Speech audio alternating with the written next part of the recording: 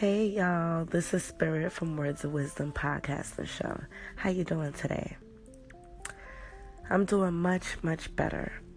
So basically this is episode 4, which was supposed to be posted on my Twitter page May 10th. But I've been feeling under the weather, like I mentioned earlier, and probably one of my episodes that I'm suffering from lupus. So some days I might feel great, some days I might feel bad. So today I feel a lot better. So just gonna jump right into things. So everybody should know that you can follow me on Twitter at Words of Wisdom 7 instead of the S's. You can make them Z's. You also can follow me on Instagram, spiritual_Jada, and you can definitely email me your suggestions, your concerns, and your feedback on the shows at spiritual.jada@gmail.com. So let's get right into it. Today's episode, which is 4, I wanted to really talk about Donald Trump and police brutality. So this episode might be a tad longer than the episodes that I usually post up. I try not to make the episodes too long because my mind drifts after a while. I'm one of those people that can't do things for too long unless it deals with writing because I'm an author. So, Donald Trump basically is always promoting and shouting, "Make America Great Again." He also wears a bright red hat with that same statement on it. So the reason why I decided to talk about this because this statement really mind boggles me. How are you going to make America great again? America has never been great. America has been built on lies. So I'm truly trying to define this statement that he's always promoting.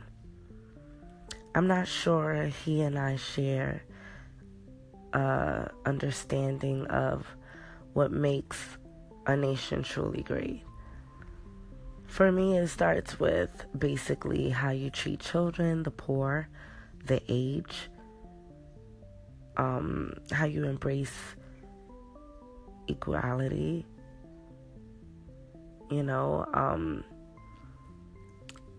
basically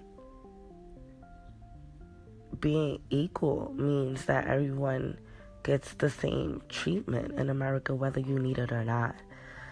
It basically says that we commit to ensuring that all fellow citizens have the basic resources that will give them the opportunities to contribute to society, especially in a meaningful way.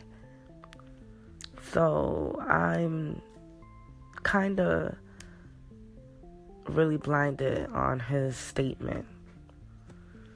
And then I sit there as well and I try to think about all the things that happened in the past. And I'm trying to really define what specific period of America's greatness is he trying to insinuate. Because I'm thinking about black people, they suffered slavery, they suffered segregation after slavery, and they suffered divide and conquered within their race. They suffered 400 years of miseducation, and they're still suffering from it. I'm really trying to understand. And then let's talk about all women of races had no right to vote or control their bodies. Also, what about the people from the gay and lesbian community? They felt a lot of hate.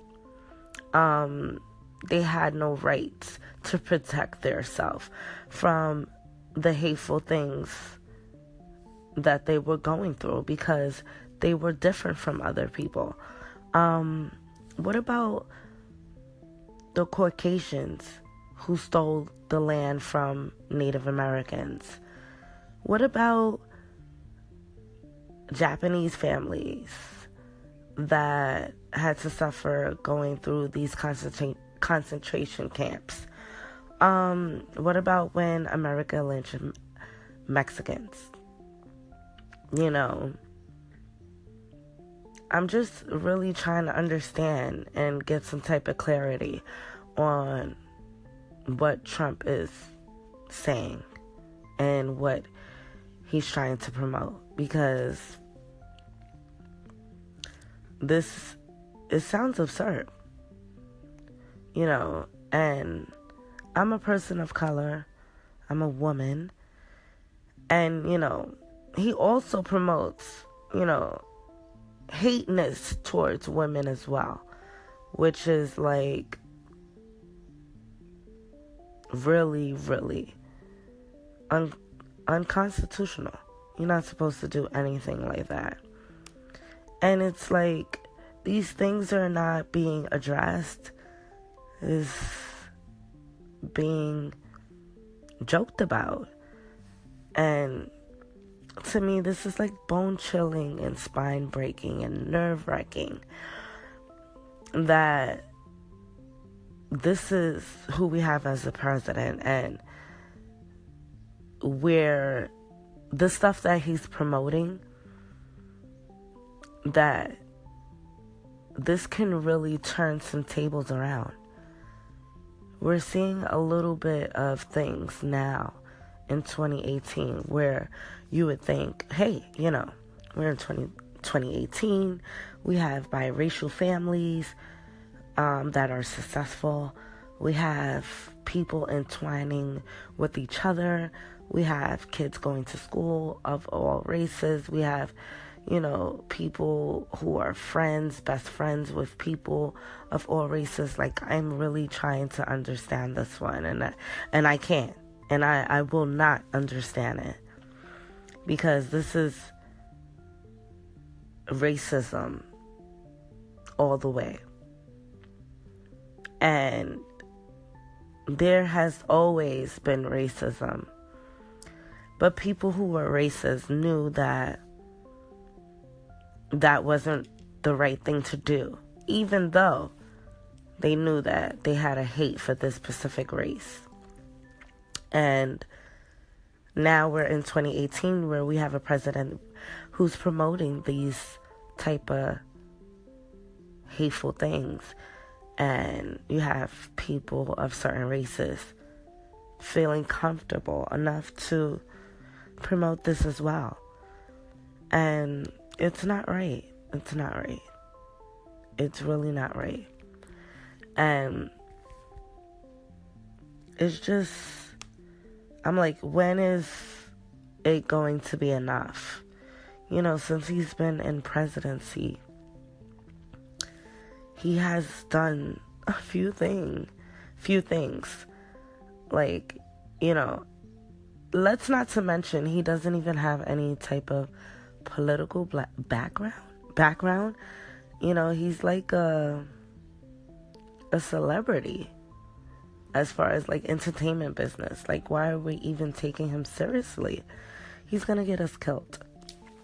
But besides that, he definitely, you know, since he's been in presidency, he has overchanged a few laws, you know, especially one of the laws that came down to abortion, you know, and certain budget cuts when it came down to Planned Parenthood. Like, he has done so much that my show would not be able to, you know, sit here and list everything he has done. Like, I could write a book on it, but I'm gonna give a few things that I took notice to. So Trump has regularly, you know, on a regular, has taken shots at the former San Francisco 49er quarterback Colin. and anyone else who has participated in the Take Knee protests during the police brutality. He also had a problem with Stephen Curry and his team from not coming to visiting the White House. He's also criticized ESPN anchor Jamel Hill for calling him a white supremacist. He's also, he has promoted a lot of hostility, divide and conquer. He has done so much things. He's also championed the birther movement against President Barack Obama. He's also have stated and quoted during the time with the KKK groups in Charlottesville, that there were some very fine people. He has showed no compassion for other races. He expressed, hatred for certain minority groups. Without a doubt, he is a racist in my book. It's just absolutely sickening where America has turned.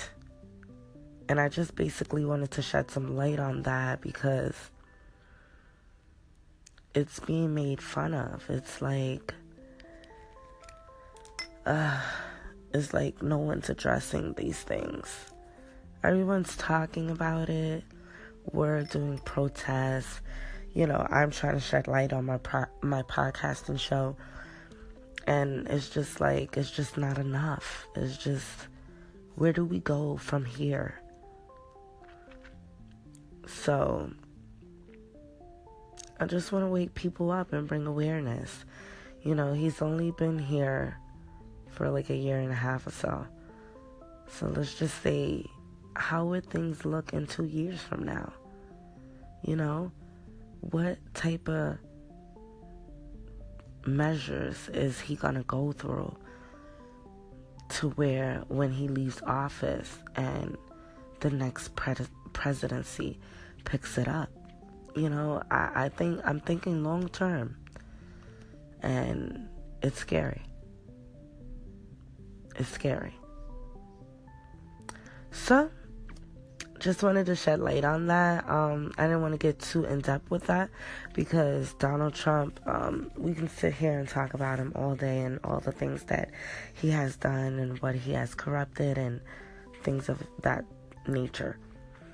I just want to move along to police brutality and basically what it is and, the first police brutality beating. Because I did some research because I thought that March of 1991 was the first police brutality, but it actually wasn't. So, I just want to jump right into that. So, police brutality is one of several forms of police misconduct, which involves violence by police officers. Widespread police brutality exists in many countries. And why I say countries is because the third world countries, oh my God, the police is more corrupted over there because they don't have internal affairs and, they don't have the type of tools that America has in order to investigate some of these officers. So in the third world countries, mainly they get away with a lot of police brutality, and it's very sad. And in America, I'm not sure if they're trying to normalize it, but a lot of minorities and Black and Latinos are suffering from police brutality as well.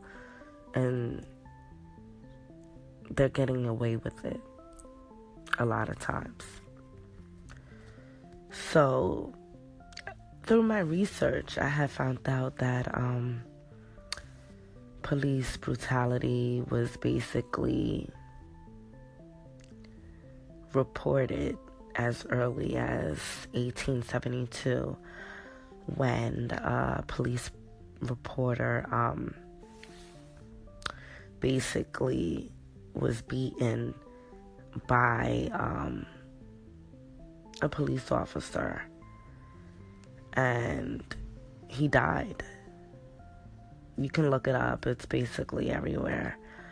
But you would have to go back to, like I said, dated 1872. That was the first, very, very first police brutality.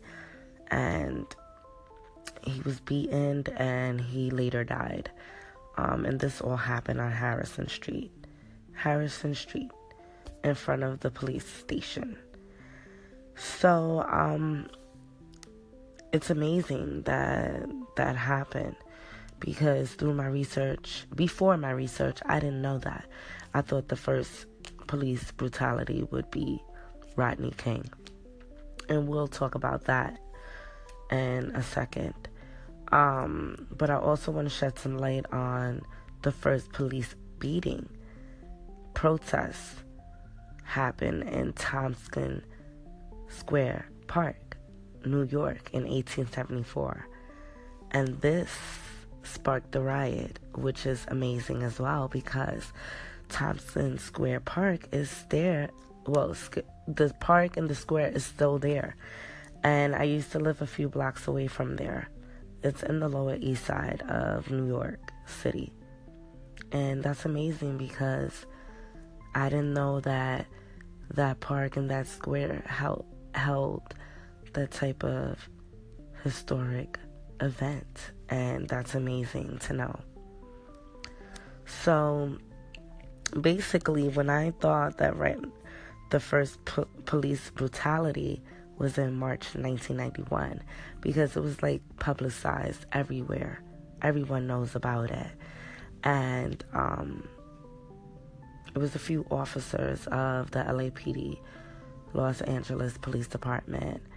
They basically harshly beat an African American man, Rodney King, and I believe a white civilian videotaped the incident, which led to like extensive media coverage, criminal charges against several of the officers involved.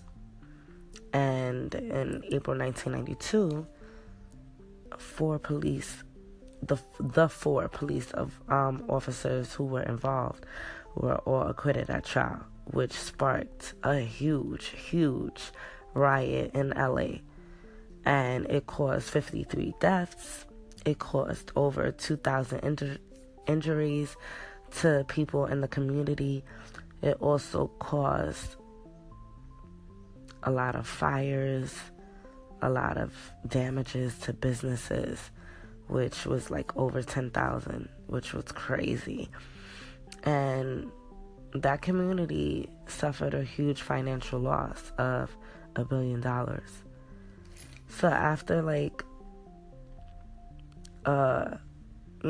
petitions and, coverage from the media and, activists, the things that we do need now, the feds stepped in and the 4 officers were convicted. Well, they say 2 of the 4 officers were convicted. I guess these were the ones that did the most. They were convicted and received 32 months of prison time. And, I mean, a lot of people were upset because they felt like, hey, they should have received more, which we all felt that. But I'm also happy that they suffered some type of justice for the wrongdoing that they did. So You know, people should be able to be accounted for the violations that they commit to human rights and human life. You know, we have rights, and just because you're a police officer doesn't mean that you should be able to torture and give off inhumane treatment to people because you have the authority. And this is not just with police brutality, even though this is the main topic that we're talking about. You know, brutality suffers a lot of places, in the workplace, at school, you know, a lot of things. People abuse their authority a lot of places. And I just wanted to shed light, because this is the things that are going on in life. And it's like we're not getting help. We don't have advocates and, you know, activists that are out there like they used to be. You know, we have protests and things are not happening with the protests. You know, we're just protesting.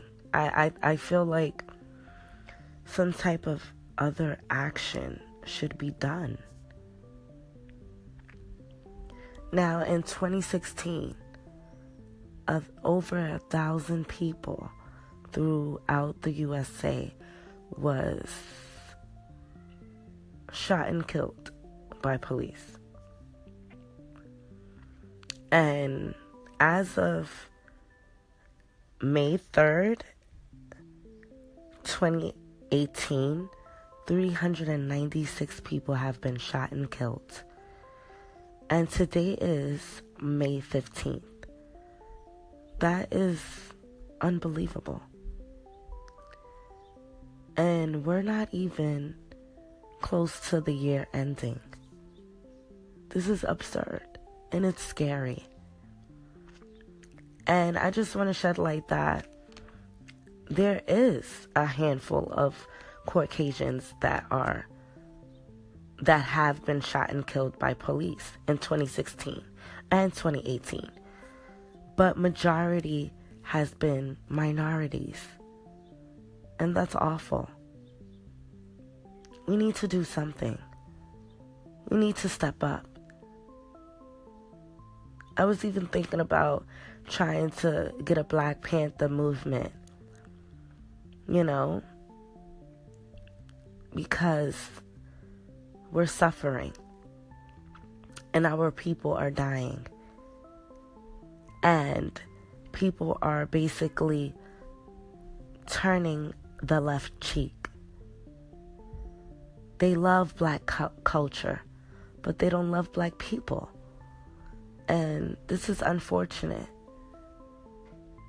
And I'm going to speak and I'm going to advocate for my people as much as possible. As much as I can do. And that's just how things is going to be on this show. Because like I've always promoted on this show, that basically you're going to hear raw and uncut issues that people are afraid to talk about and shed light. And I'm just gonna do that on this show. I'm gonna bring awareness. I'm gonna try to make an understanding of what's going on, because people are worried about the wrong things nowadays.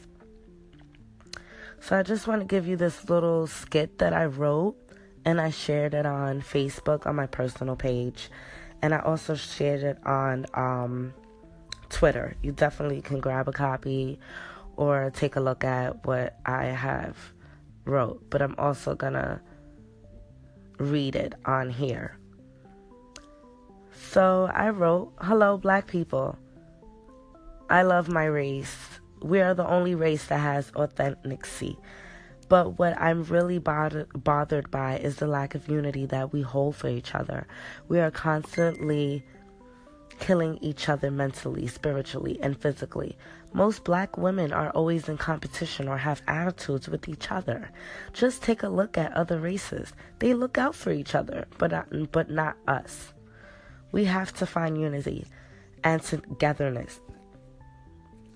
Unless they're going to win. And that's exactly why we're going backwards into the older days of 2018.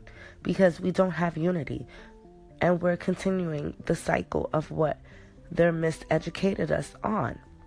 I know this is boring because everyone wants to turn up and not realize what's happening until it's too late. I'm not writing this for likes. I'm writing this to bring awareness to my people. Today, help one of your brothers and sisters. And I felt this was deep and powerful. And I want everyone to check it out. So I'm just going to leave you with that because, it's 12 o'clock here in New York City. And it's beautiful outside. I'm going to enjoy my day off. And I just want a lot of people to definitely check out the Childish Gambino This Is America video. It's amazing. And it's definitely a lot of hidden messages. I'm thinking about talking about that for the next show this Thursday, May 17th. So, like I said, you can follow me on Twitter, Words of Wisdom 7. And you can definitely follow me on Instagram, spiritual_Jada.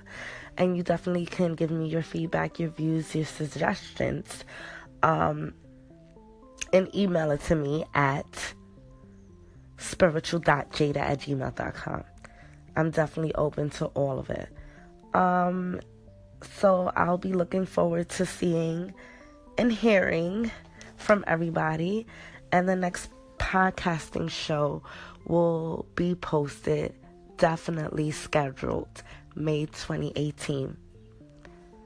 On the 17th from 9 p.m. to 10 p.m. So it's been real. This is Spirit. And everybody enjoy this blessing day. Peace.